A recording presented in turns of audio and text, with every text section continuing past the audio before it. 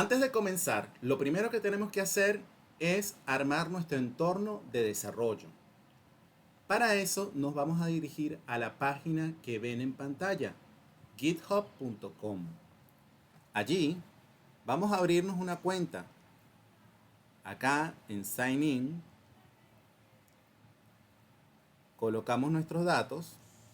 Ya yo estoy logueado, por supuesto, y por eso me sale así. Pero colocamos nuestros datos, seguimos los pasos que nos presentan a continuación y nos logueamos. Aquí es mi cuenta. Entonces, una vez que estemos logueados, que hemos realizado todos estos pasos, vamos a buscar acá en el menú donde acabo de marcar, acá la lupa Type to Search. Entonces vamos a buscar Gitpod Samples, Template, Closure. ¿Qué estamos haciendo acá? Ah, claro, acá el error es que fíjense que hay un prefijo acá que es owner, que significa en inglés propietario. Entonces, la búsqueda falló porque lo busqué accidentalmente en mis propios repositorios. Tengo que buscarlo en todo GitHub. Acá tampoco resultó. Gitpod samples, template closure.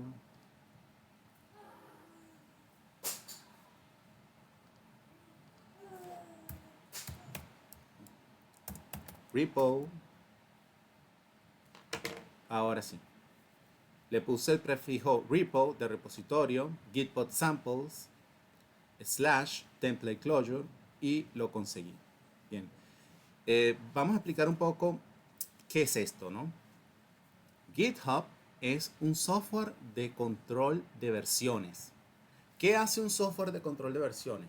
Básicamente es un software que nos permite llevar cuenta de los cambios que vamos haciendo en nuestro proyecto. Entonces nos crea una historia con una estructura arbórea donde, fíjense que justamente hablando de estructura arbórea, la rama principal se llama main. Y puedes crear ramas, branches, y cambiar de ramas en las que estás haciendo.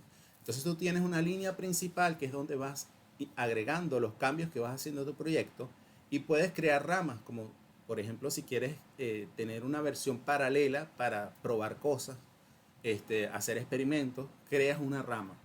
Entonces, no quiero profundizar en GitHub porque para ello requerimos mucho tiempo y es una herramienta compleja, pero para lo básico, lo que hemos dicho está bien. Sencillamente es, como les dije, un software de control de versiones, algo que nos permite llevar cambios de los cambios que hemos hecho en nuestro proyecto y que nos permite, por ende, viajar en el tiempo, en el sentido de que podemos dirigirnos a determinada rama, ¿verdad?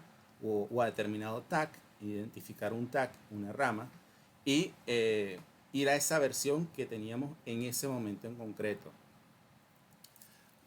Entonces, lo primero que tenemos que hacer es crear un repositorio remoto, que es lo que hemos hecho en GitHub. GitHub son repositorios remotos. Con Git tú puedes también tener repositorios locales en tu computadora.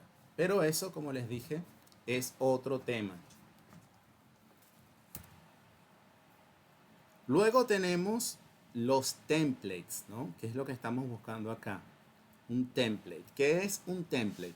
Un template es básicamente una plantilla que nos sirve para, vamos a decirlo así, ahorrarnos un poco de trabajo en la configuración de nuestro entorno de desarrollo. Ahora, nosotros vamos a trabajar con lo que se denomina entornos de desarrollo efímeros, ¿no? Y esto tiene un conjunto de ventajas que vamos a discutir un poco más adelante. Por ahora, sencillamente acá vamos a ir a donde dice Use this template, ¿no? Usar esta plantilla. Hacemos clic y hacemos clic en la primera opción, que es crear un nuevo repositorio. Entonces yo con esto me estoy creando un repositorio en mi cuenta utilizando esta plantilla de Template Closure. Que Closure, como les dije, o no recuerdo si lo mencioné, es el lenguaje de programación que vamos a usar en este proyecto. Acá colocamos el nombre del proyecto. Vamos a ponerle arqueo bibliográfico. Acá nos dice que está disponible y vamos a ponerle una descripción aleatoria. Nuestro primer proyecto en ciencias sociales computacionales. Dejamos nuestro repositorio como público y apretamos el botón verde Create Repository. Acá GitHub nos está creando el repositorio a partir del mencionado template. ¿Bien? Entonces ya tenemos una copia de este template. Ahora lo que vamos a hacer, como le adelanté hace un minuto, es crearnos un entorno efímero de desarrollo. ¿Qué es un entorno efímero de desarrollo? Se trata de un entorno de desarrollo en la nube. Esto quiere decir que lo alojamos en un computador que no es nuestro, ¿no? En un servidor.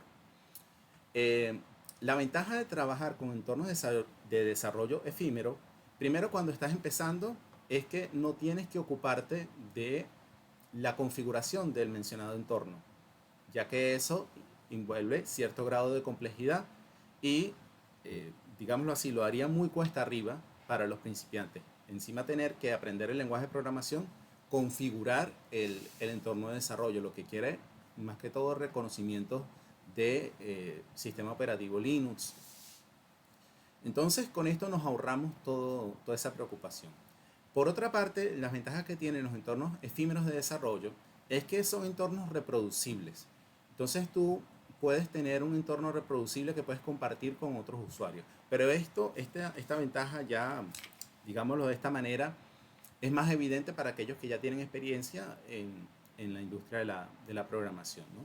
Pero, en efecto, tú puedes compartir tu proyecto con otra persona y garantizar que se reproduzca de la misma manera. Algo que no tienes trabajando con proyectos en tu computadora localmente.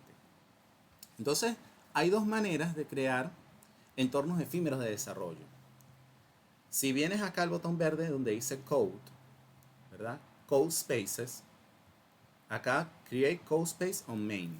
Acá estamos usando un servicio de GitHub que se llama Code Spaces y te permite crear un entorno efímero de desarrollo. Y existe el otro, del cual trabajamos con el template, que es Gitpod, que es este botón verde por acá. Y este nos sirve también para el mismo propósito. En este caso, vamos a usar el de Gitpod. Entonces acá, cuando yo haga clic, ¿qué estamos haciendo? Vamos a abrir un entorno de desarrollo efímero tomando como base el repositorio que recién hemos creado. Le decimos Continue. Y tengo, claro, si tengo un límite que no me deja crear un nuevo entorno de desarrollo, claro, porque obviamente como son entornos gratuitos, tienen un límite mensual. Si no, tienes que suscribirte. Vamos a Code Spaces, Create Code Space on Main. Y acá me dice configurando tu Code Space. Y bueno, como lo ven, al toque lo abrió. Está cargando. Bien. Esto que ven acá es lo que se conoce como un IDE, Integrated Development Environment, o entorno de desarrollo integrado. Hay muchos programas que cumplen esta función, como IntelliJ IDEA, NetBeans. En este caso, este es VS Code, ¿no? Este es el README, ¿no? Que todo proyecto tiene un README o un LM, donde nos habla de las características principales del proyecto. Esto es un archivo de tipo Markdown que lo podemos editar cuando gustemos y que, bueno, de hecho lo deberíamos tratar de editar. Markdown es un formato de texto que, fíjense, este es el Markdown crudo, por decirlo así, y en la página web se va a ver de esta manera, como sale acá en la vista previa, ¿no? Entonces, como nos podemos dar cuenta, los títulos van precedidos de un hash, los subtítulos de 2 hash. Y esta es la forma de crear links, ¿no? Si quieren aprender más sobre Markdown, busquen Markdown GitHub o Markdown en Google. Pero en este caso no nos interesa, ¿no? Entonces, claro, acá tenemos que crear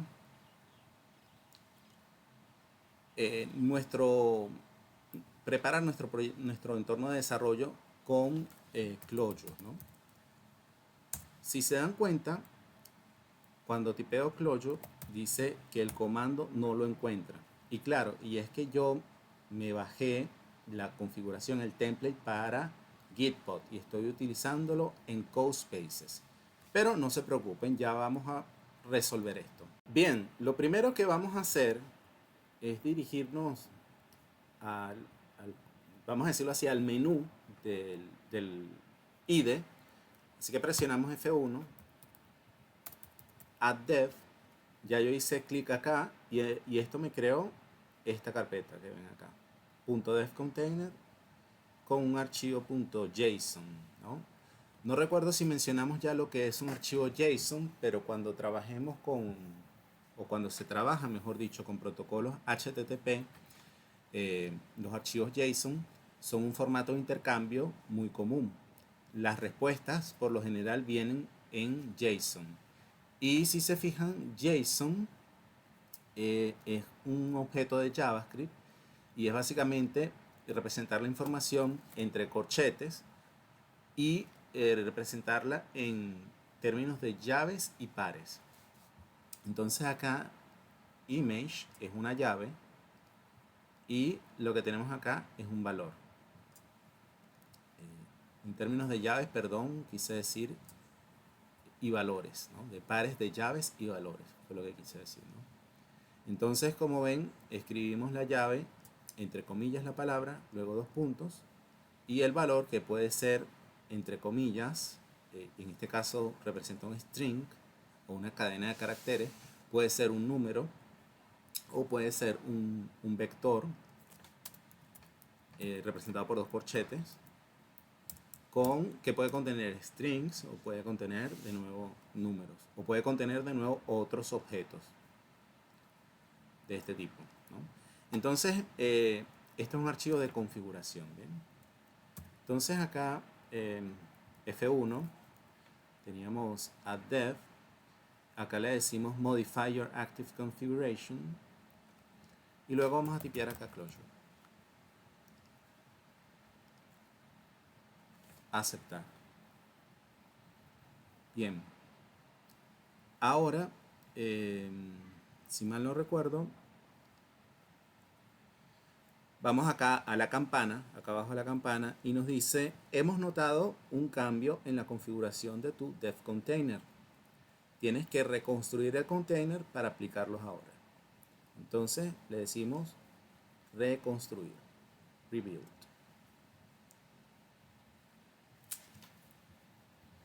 Allí va a reconfigurar de nuevo nuestro entorno de desarrollo. A veces, y bueno, esto es algo común cuando estamos trabajando en el mundo de la programación, surgen imprevistos, como el que me acaba de suceder. Resulta que excedí el límite mensual de espacio que me concede Gitpod y no pude correr el proyecto en Gitpod cuando ya tenía toda la configuración preparada justamente con el template que había elegido. Pero esto me sirvió también para mostrar cómo podemos hacer lo mismo desde CodeSpaces, ¿no? Entonces, en CodeSpaces lo que hicimos fue abrir el entorno de desarrollo efímero, nos dirigimos con F1 al menú de la aplicación, escribimos add dev, luego le dijimos modificar nuestro entorno de desarrollo y buscamos un conjunto de plantillas que nos ofrece también, y allí había en efecto una de Clojure, dos de hecho de Clojure, y elegimos la primera, ¿no? Y acá ya reconstruyó nuestro proyecto. Entonces, si se fijan, el dev container esta carpeta es para la configuración del entorno de desarrollo en CodeSpaces y estos archivos Gitpod como lo nombre, como el prefijo lo indican, son para la configuración de nuestro proyecto para Gitpod. Dado que hay límites de uso, no está mal que tengan las dos configuraciones. Acá vamos a probar nuestro comando, closure, y debería abrirnos un REPL. Acá está bajando las dependencias y nos abre el REPL. Esto significa que el programa está instalado. Perfecto.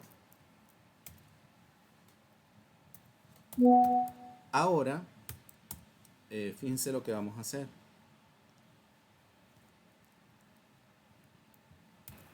Lo primero que tenemos que hacer es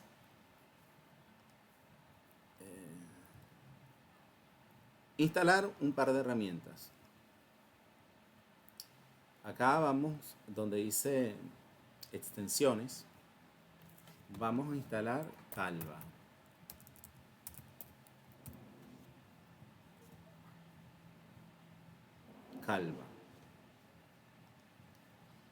Ahora, hay una manera de instalar esta extensión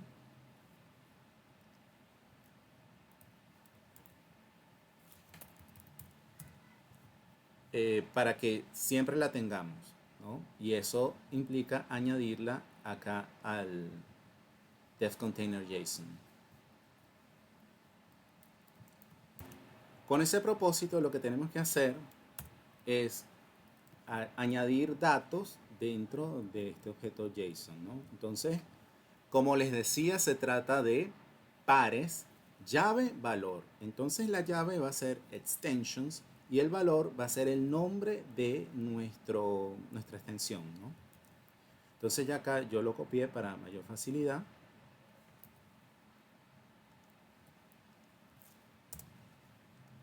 Va a ser extensions better-than-tomorrow.calva. Acá me está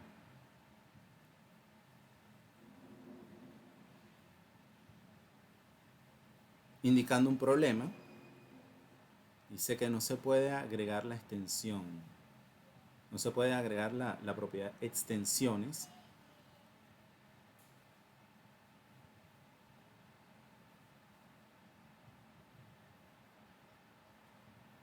No se permite la propiedad extensiones.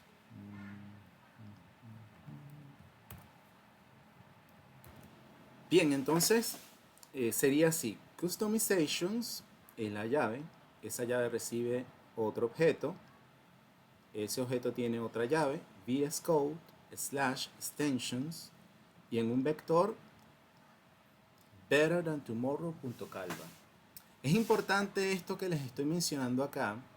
Y ustedes dirán, bueno, es tema de configuración, no se suponía que era más fácil. Sí, pero esto que estamos viendo acá es importante para la programación porque les estoy enseñando una de las estructuras de datos más importantes en diversos lenguajes de programación, que es el mapa o diccionario. Un mapa o diccionario es una estructura de datos compuesta por pares llave, valor. Bien, entonces acá le decimos reveal now.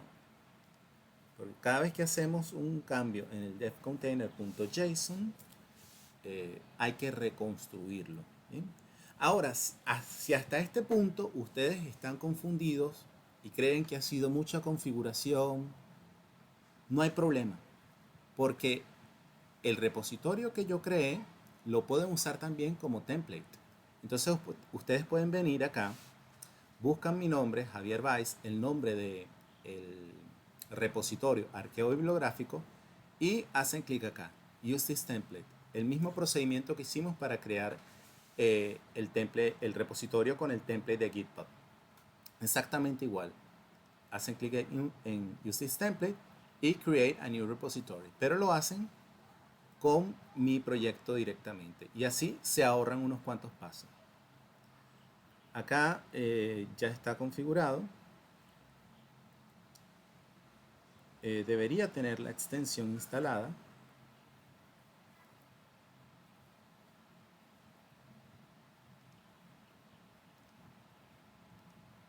Instalado 0. Parece que no la instaló. A ver qué pasó. Bien, tuve que refinarlo un poco, en realidad es así, customizations, tiene un objeto como valor, luego VS Code como llave y luego otro objeto como valor y luego como llave extensions, Better Than Tomorrow, Calva. Es de esta manera final como debe quedar. Les repito de nuevo, si lo desean sencillamente pueden usar esto como mi repositorio como template y tienen allí directamente las dos configuraciones, tanto para Gitpod como para CodeSpaces. Ahora, algo muy importante, siempre que hagamos un cambio y lo querramos persistir en nuestro repositorio remoto, debemos venir acá a la ramita. Fíjense que acá nos indica uno que nos dice tienes un cambio pendiente. Entonces, apretamos el botón de más, que es Stage Changes. No todos los cambios que realices en tu proyecto tienes que subirlos al repositorio remoto. Solo los que tratan de tu configuración y de tu código fuente. Entonces, una vez que ya está Stage, tenemos que confirmar. Y allí escribimos un mensaje. Ponemos configuración para CodeSpaces. Hacemos clic en el visto bueno. Y luego acá, si se fijan, donde está la ramita, dice main, sincronizar y un 1 hacia arriba. Eso quiere decir que hay un cambio pendiente para empujar a mi repositorio remoto. Si fuera cualquier número hacia abajo, significa que hay cambios pendientes en mi repositorio remoto para traerme acá localmente. También puedo hacer clic acá en el botón verde y esto va a sincronizar los cambios. Le decimos que sí. Y ya tenemos nuestro entorno configurado acá. Por lo menos con la extensión, que es lo más importante. Y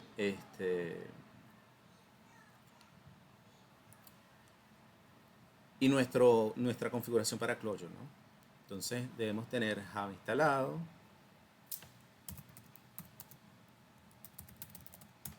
que es necesario para nuestro proyecto, y Clojure también.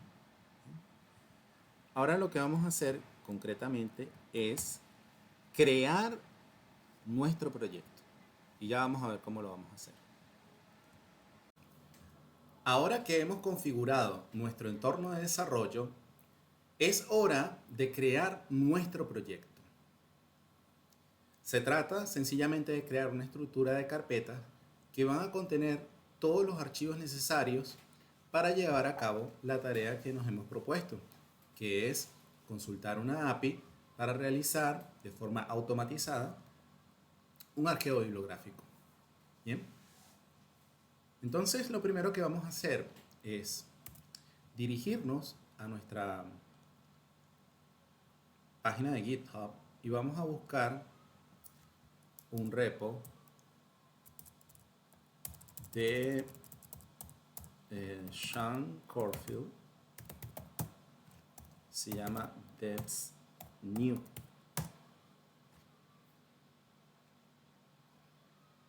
Bien, Devs New. Devs New es una herramienta que nos permite,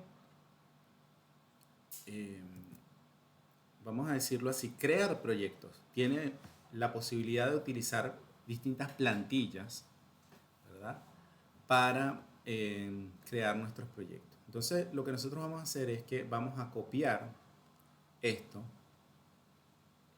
que es para instalar la herramienta. Bien, entonces copio, perdón, no me lo guardó. Copio este comando que tenía en la página. Ahí está. Esto es para instalar la herramienta Devs New. Esa herramienta pues ya yo la tengo instalada, así que básicamente debería decirme que ya está instalada.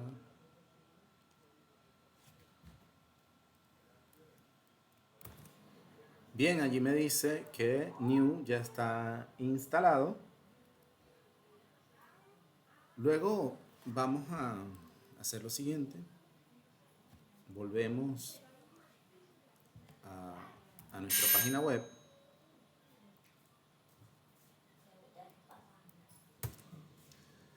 Volvemos acá a la página. Recargo. Y claro, este es el comando para instalar la herramienta, ya lo hicimos.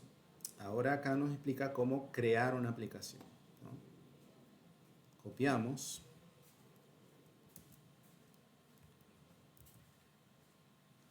y volvemos acá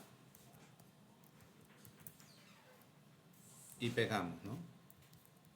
Entonces, acá en nombre vamos a poner nuestro nombre de usuario. Ustedes ponen su nombre de usuario, yo pongo Waze. Y acá tenemos que poner el mismo nombre de nuestra aplicación, el mismo nombre que tiene en el repositorio remoto. Entonces escribimos arqueo bibliográfico. Ahora, dado que nosotros estamos en un entorno de desarrollo efímero, como se los expliqué, y ya tenemos el folder, ya tenemos la carpeta del proyecto. Esa carpeta se llama arqueo bibliográfico, está acá. Entonces, si nosotros ejecutamos el comando así como está, ¿verdad? Nos va a crear una nueva carpeta dentro de esta y eso nos va a dar algunos dolores de cabeza. Entonces, para evitar eso, para que no cree de nuevo una carpeta llamada arqueo bibliográfico dentro del arqueo bibliográfico, nosotros le vamos a decir que lo sobreescriba. Override. True. ¿No? Entonces, presionamos Enter. Y allí esta herramienta nos va a crear el proyecto.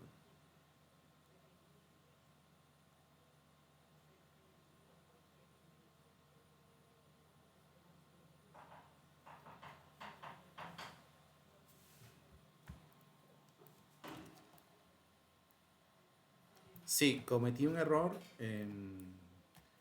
porque ya les explico. Primero vamos a subsanarlo.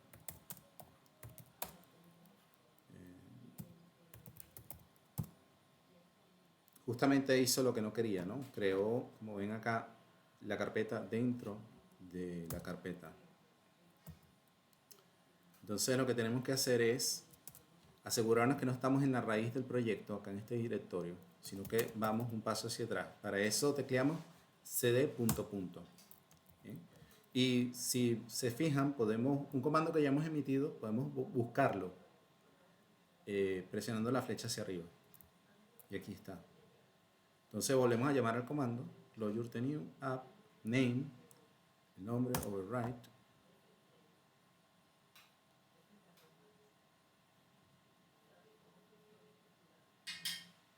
Y ahora sí, como lo ven acá, en el margen izquierdo, en esta columna, tenemos los archivos que ya habíamos creado y una nueva estructura de archivos. Doc, Resources, Source, Test. ¿Eh? Y otros archivos nuevos como Build, Depsiden, License y README, ¿no? Todos estos archivos fueron agregados por esta herramienta. Ahora vamos a explicar un poco en qué consiste en toda esta estructura de archivos, ¿no? Doc, como su nombre lo indica, es de documentación, tiene un archivo de Markdown. Luego tenemos Resources, que es la carpeta donde vamos a agregar recursos que nosotros necesitemos para llevar a cabo nuestro proyecto, que no son directamente código fuente, pueden ser archivos .json, pueden ser imágenes, etc. Luego, nuestro código fuente siempre está en source, ¿verdad? Acá tenemos el caso del archivo bibliográfico, el archivo arqueo bibliográfico, que tiene el código que podemos ver a continuación. Luego tenemos la carpeta test, que contiene también otro archivo de código fuente para pruebas.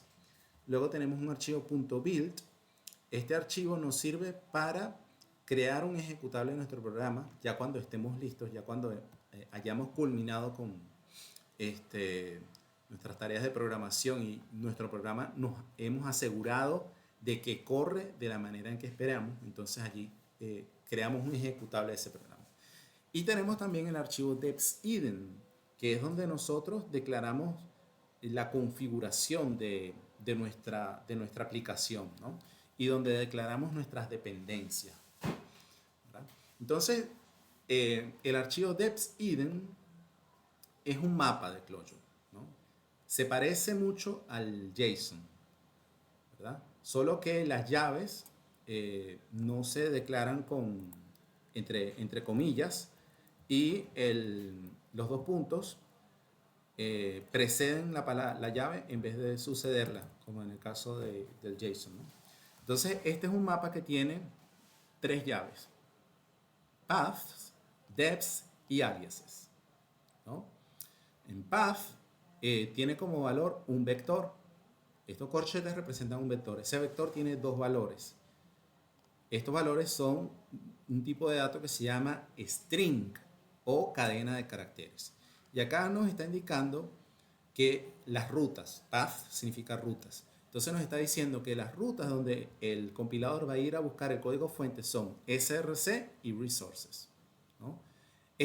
Tener resources es importante porque si tú en tu código fuente haces referencia a un recurso, si resources no está entre la ruta, pues no los va a encontrar y te va a arrojar un error.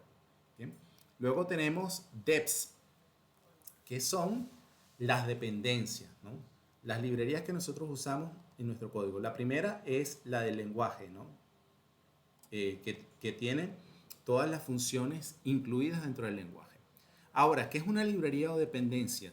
Se trata básicamente de código que han escrito otras personas y que ponen a disposición en repositorios remotos y que nosotros podemos utilizar para trabajar con ellas. Las librerías exponen herramientas para, por ejemplo, conectarnos, utilizar el protocolo HTTP, por ejemplo, entre otras muchas cosas, ¿no? Luego tenemos la llave aliases, ¿no? Aliases o sobrenombres, como lo diríamos en español. Y acá, de nuevo, el valor es un mapa, ¿verdad? Acá también, acá es un mapa y como valor tiene otro mapa con una llave que se llama versión y la versión. Entonces, en aliases tenemos 4 llaves: run, m, run, x, build y test, ¿no? Entonces, estas dos son puntos de entrada a nuestra aplicación, como lo sugiere el nombre de run, de correr, ¿no? Acá runm corre nuestra aplicación llamando al método main, y acá runx corre nuestra aplicación llamando al método greet de saludar. Entonces, fíjense, acá hay una configuración que es bastante explícita, ¿no? Nos está diciendo que para runx hay un namespace por defecto y ese namespace se llama Javier Valls Arqueo Bibliográfico. Si nosotros vemos nuestro archivo arqueo bibliográfico que está acá, ¿verdad? Vamos a ver que tiene 3 expresiones simbólicas, ¿no? Esto que ven entre paréntesis son expresiones simbólicas. Y la primera de ellas comienza con ns o namespace, que traducido al inglés sería espacio de nombres. Y el nombre de este namespace es javiervalls.arqueobibliográfico, que es justamente lo que vemos acá, javiervalls.arqueobibliográfico. Entonces, runx va a dirigirse específicamente a este espacio de nombres, ¿no? Un espacio de nombres es como la página de un diccionario donde se encuentra un conjunto de definiciones, ¿no? Entonces acá hay 2 definiciones: greet y main. Define significa básicamente define function, definir función, ¿no? Entonces, definir función es un macro. Ya vamos a ver qué es eso. Viene el nombre, greet. Esto es un comentario, este string que está acá es un comentario que nos hace de documentación de la función, nos dice qué hace la función. Acá dice punto de entrada llamable para la aplicación. Luego le sigue un vector con los parámetros, ¿no? Los parámetros que recibe, los argumentos que recibe una función, y luego el cuerpo, que es lo que ejecuta la función. Una función, tal como es en matemáticas, sencillamente es una transformación que se ejerce sobre un input y que te devuelve un output, ¿no? Una función recibe un input, le aplica una transformación, en este caso el cuerpo que vemos acá, y te devuelve un output que en este caso va a ser un string al estándar input, al estándar output, perdón, que es la terminal, ¿verdad? Porque estoy haciendo un print, ¿no? Entonces, acá recibe un solo argumento que se llama data. Luego tenemos una función que se llama println, que llama a su vez a otra función, ¿verdad? Que se llama string. Y esta función es str, concatena cadenas de caracteres. Entonces acá hay una cadena de caracteres, y acá hay otra cadena de caracteres, y acá otra cadena de caracteres, ¿no? Fíjense que pongo el cursor allí y me indica que esta es una expresión simbólica autónoma, ¿no? Luego tenemos acá otra expresión simbólica que dice que invoca la función OR, ¿no? Y esto es un O lógico, un OR lógico. Entonces, ¿qué es lo que está diciendo acá? Que te va a dar el primer valor que sea verdadero, que devuelva verdadero. Si tú llamas a la función name, ¿verdad? De data, acá data tiene que ser un mapa que tenga la llave name. Si no hay nada o el mapa no tiene la llave name, esto va a retornar nil, que significa vacío. ¿Ya? Esto va a retornar nil. Entonces nil evalúa a su vez dentro de la función OR, nil evalúa a falso, false, ¿no? Entonces si esto evalúa falso, luego va a evaluar acá, y cualquier tipo de dato o cualquier estructura de datos por defecto dentro de un booleano va a devolver siempre true. Entonces acá te devolvería este string hello world, concatena todos esos elementos y luego la función println lo imprime. Eso es lo que hace esta función. Una función, como vemos, bastante simple.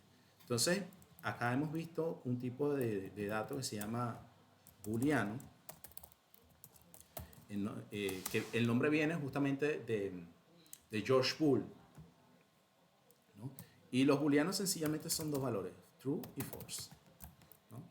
Entonces a las funciones que devuelven true o false las llamamos predicados. Entonces OR es un predicado, devuelve siempre true o false. En este caso devuelve el valor, ¿no? Y por eso la podemos concatenar. No es un predicador, disculpen, porque no devuelve true o false, sino que devuelve el valor. Pero es una operación lógica. Bien, y luego tenemos la función main. Acá está el comentario de documentación que nos dice qué hace la función. Acá sencillamente dice, no sé, no hago mucho ahora.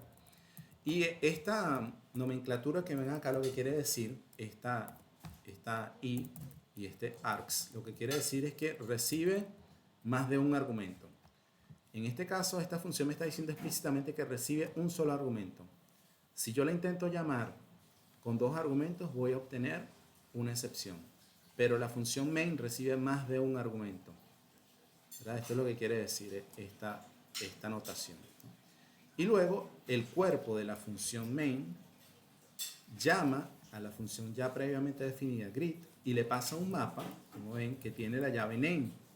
Y luego le pasa el primero de los argumentos que van acá. Este args toma todos los argumentos y los mete en una colección, en una lista. Y por eso tenemos que utilizar una función que busque en una lista y me dé el primer elemento. Y eso es lo que hace la función first. Como vemos acá, first recibe como argumento una colección y nos devuelve el primer ítem en la colección. ¿Okay? Ahora vamos a ver, vamos de nuevo al Deepseeding y vemos que acá en el secargs primero hay tres llaves, el namespace por default, que ya lo vimos, la función de ejecución que es greet y los argumentos. Acá le pasa por defecto, entonces, como un mapa con una llave name y un valor que es closure. Y acá no se le pasa ningún argumento, ¿no? Vamos a probar que nuestro programa esté corriendo, ¿no? Entonces para eso vamos a ejecutar primero, vamos a llamarlo primero por main. Si vamos a llamar por main, colocamos m y run m, ¿verdad? Si lo corremos así, debería, no, esto no debería pasar. ¿Qué ocurre acá? Un segundo. Bien, acá el comando falla porque no estoy en la raíz del proyecto. ls de list. Tengo que cambiar de directorio, que es cd change directory. Arque, colocó ar, luego tab y me lo completa. Ahora sí estoy en la raíz del proyecto. Entonces clj guión m run de correr guión m. Y ahí debería imprimir hello world.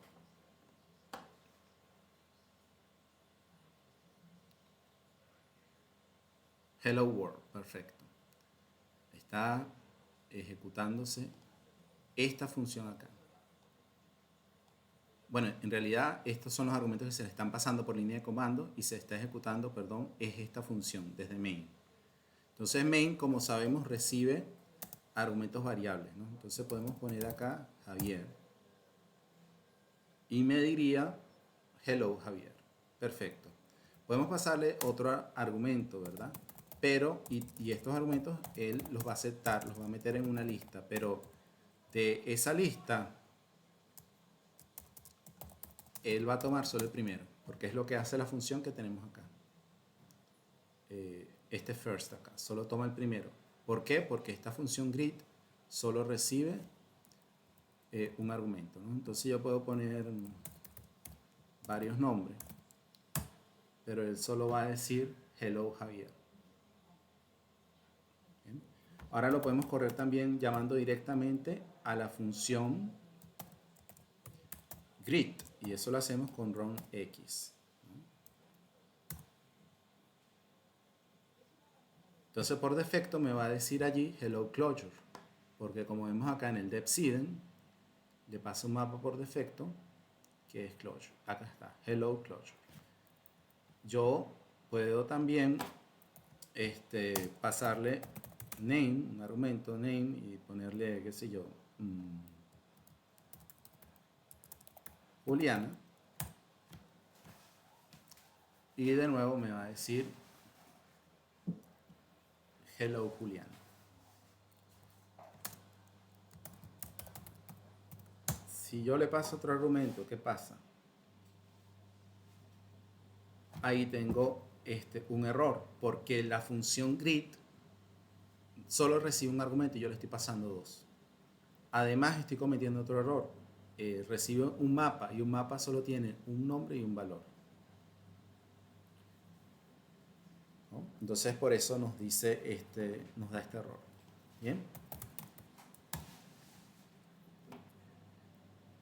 Seguimos acá. Build es un alias para construir nuestro proyecto, crear un ejecutable. Y test son básicamente, primero acá declara una ruta adicional, que es esta carpeta que vemos acá, test, donde él va a encontrar los archivos que son de pruebas, de test. Y acá tenemos dependencias adicionales, extra-eps. Tenemos test check y cognitive labs, ¿no? Eso es todo lo que tenemos en nuestro depseeden. Como ven, es un archivo de configuración que es una estructura de datos de Clojure y nos da información básica de la configuración de nuestro proyecto. ¿Bien? Ya vimos también cómo podemos ejecutar nuestro proyecto. Es importante siempre que creemos un proyecto, ejecutarlo para cerciorarnos de que corre correctamente. Y ese es el caso, ¿no? Lo hemos ejecutado y vemos que corre de manera normal. Bien. También hemos visto un poco qué es una función. La vemos acá en nuestro archivo de código fuente, ¿verdad? Vemos que tenemos que en Clojure llamamos a esto que está dentro de paréntesis, lo llamamos expresiones simbólicas, y que esto es una función, que define significa define function, luego le sigue el nombre, luego le sigue la documentación, que es un string, luego le sigue un vector con los argumentos, y luego viene el cuerpo de la función, ¿no? Esa es la estructura de una función, ¿no? Empieza con el macro define, nombre, documentación, un vector con los argumentos y el cuerpo, ¿no? El cuerpo es cualquier expresión simbólica arbitraria que ejecuta la transformación al input que estamos pasando a esa función y devuelve un output, ¿no? O un resultado. Eso es simplemente una función. Y Clojure, como lenguaje funcional, trabaja exclusivamente con funciones, ¿no? Todo en Clojure son funciones y eso lo hace bastante simple para empezar. ¿Bien? En test tenemos una prueba. Se utiliza este macro defTest, que es como definir pruebas, luego el nombre de la prueba y luego con testing podemos incluir varias pruebas. En este caso tiene una sola prueba que se llama repárame, fallo, ¿verdad? Y para correr las pruebas, pues vamos acá, clj t build test. Así,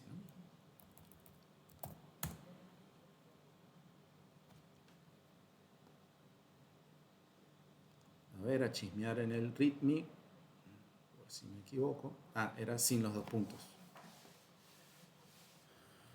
El test. Claro, por eso falló.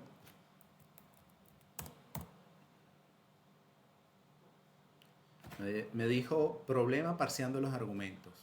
Input insuficiente. Porque con los dos puntos, test es interpretado como una llave. Y una llave espera un valor. Entonces, por eso dice input insuficiente. Espera un valor. En este caso, tengo que pasarle solo test, como me dice acá, para correr las pruebas. Clojure o CLJ es lo mismo, ¿verdad? Una es la forma abreviada, CLJ, y luego el argumento t build. Estoy corriendo entonces este espacio de build. Estoy básicamente ejecutando esta función. Eso es lo que estoy haciendo. En el archivo build estoy ejecutando esta función. Y acá vemos el output, lo que nos devuelve. Nos dice, corriendo test en test, que es esta carpeta, nos dice probando Javier Weiss, arqueo bibliográfico test. Este es el nombre del namespace o espacio de nombres, que es este que tenemos acá, namespace, Javier Weiss o Weiss, arqueo bibliográfico, raya test. Y luego dice falló en atest. Atest es el nombre del test.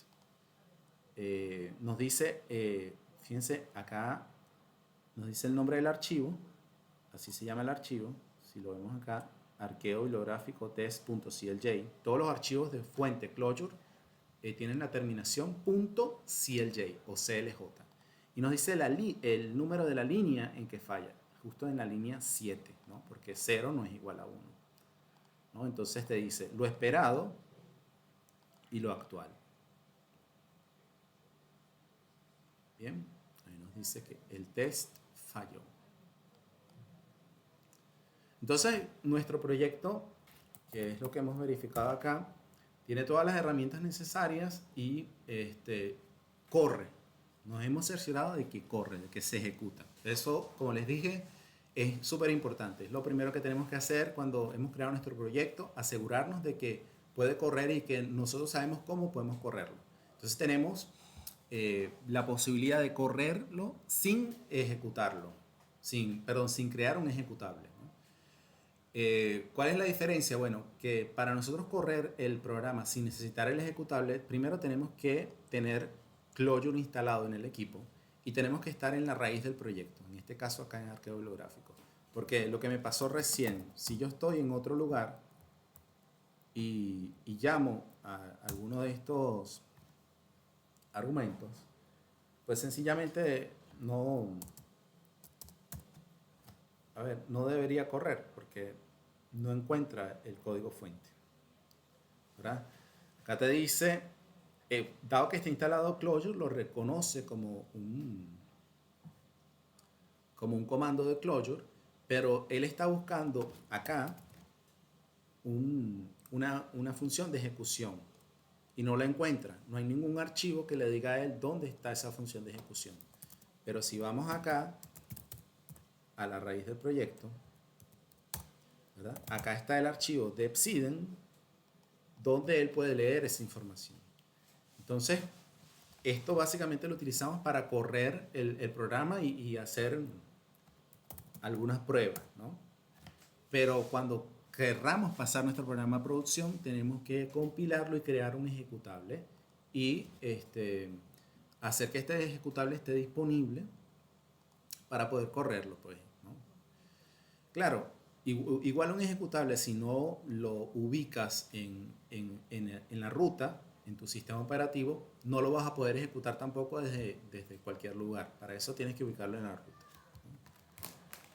Pero bueno, estos son conceptos un poco técnicos que, bueno, poco a poco vamos a ir dominando, porque no solamente tenemos que conocer un lenguaje de programación, sino que tenemos que irnos familiarizando poco a poco con los sistemas operativos con los que estamos trabajando y cómo funcionan, ¿no? Cómo ejecutamos una aplicación en nuestro sistema operativo.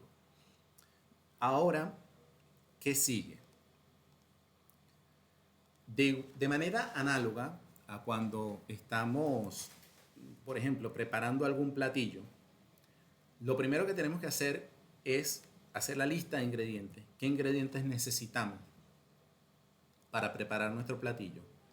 De forma similar, también necesitamos conocer a la hora de programar las dependencias que vamos a requerir para llevar a cabo nuestra meta, pues nuestro proyecto. En este caso ¿cuál es nuestra meta? Queremos hacer una solicitud HTTP a un servidor que nos ofrece una API y este servidor nos va a devolver una información. Entonces vamos a solicitar un request, lo que se llama un request, una solicitud, ¿verdad? Y ese servidor nos va a devolver una respuesta. Pero ese request tenemos que hacerlo a lo que se llama un endpoint, ¿no? Dentro de una URL específica, ¿no? Vamos a verlo a continuación.